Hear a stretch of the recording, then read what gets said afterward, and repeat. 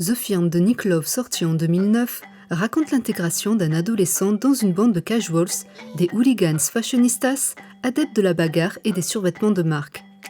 Logo certifié et flot de qualité, le survêtement apparaît dans le film comme un vêtement de désir et de fierté.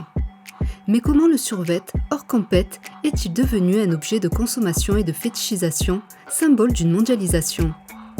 Apparu au début des années 20, le survêtement n'est dans un premier temps réservé qu'aux sportifs de haut niveau. Mais dès le milieu des 60s, Adidas ouvre ses boutiques à un public amateur de loisirs sportifs.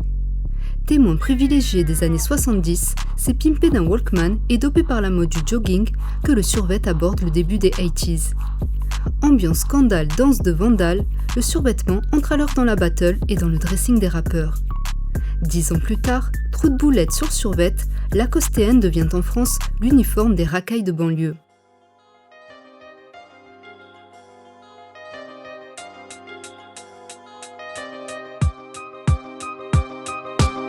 Indispensable pour traîner dans le quartier ou tenir les murs, et très pratique pour caillasser la police ou brûler des voitures, le survêtement flirte ainsi avec des mauvais garçons qui lui collent une sale réputation. Méchant. Dans le film The Firm, catalogué, coupable à chaque fois, le survêtement est présenté comme une tenue de combat.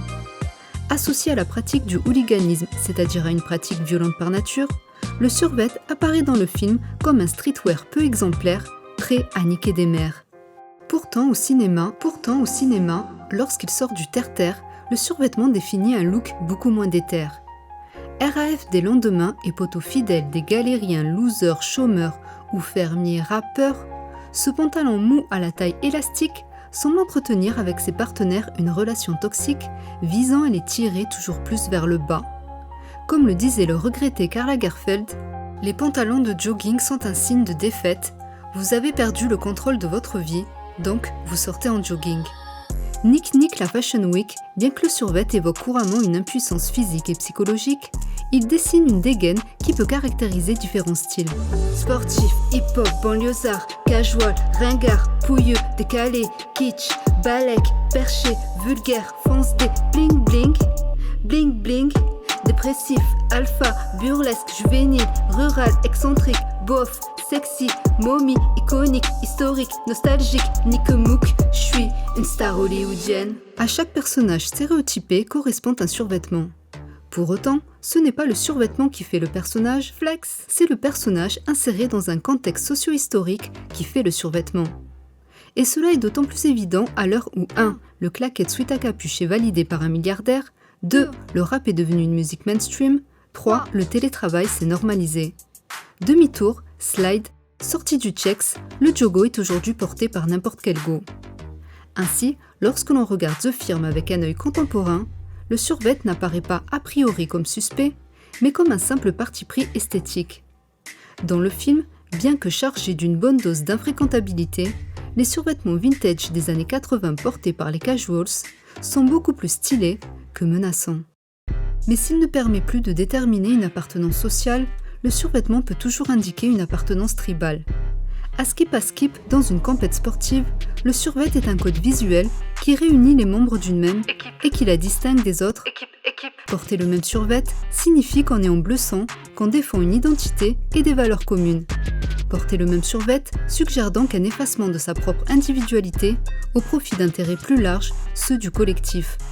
Mais porter le même survêt, ce n'est pas seulement adhérer à une équipe, c'est aussi la supporter. Cependant, si porter un survêt du Barça exprime un soutien à l'équipe du Barça, porter un survêt Louis Vuitton exprime-t-il un soutien à la maison Louis Vuitton ? Christian Dior.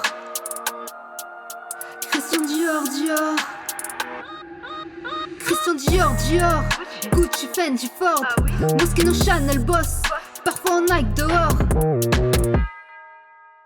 En fait, dans un système où ce que l'on représente est beaucoup plus important que ce que l'on est, porter un survêtement de luxe permet au consommateur issu d'un milieu modeste de s'échapper de sa condition de base, voire de la nier. Fiancé à la vulgarité, le popu-bof, entre guillemets, renonce ainsi à la précarité en s'appropriant le prestige d'une marque en exhibant son logo. Cette rivalité ostentatoire, est-ce au Thorstein Veblen, produit une violence symbolique, est-ce au Pierre Bourdieu, qui s'illustre à travers des battles de logos. Mais qu'est-ce qu'un logo, si ce n'est le symbole le plus évident d'un capitalisme triomphant ? De ce fait, dans le film The Firm, les casuals qui charbonnent toute la semaine pour s'acheter des survêtements LS et des cols roulés fila défendent bien moins les couleurs de leur maillot que les valeurs matérialistes d'un système qui les exploite.